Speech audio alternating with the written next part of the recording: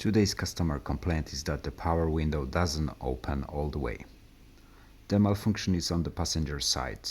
This time we have a Mazda 2 2016 model year. But this issue I've encountered on all Mazda vehicles excluding some models mentioned in the description.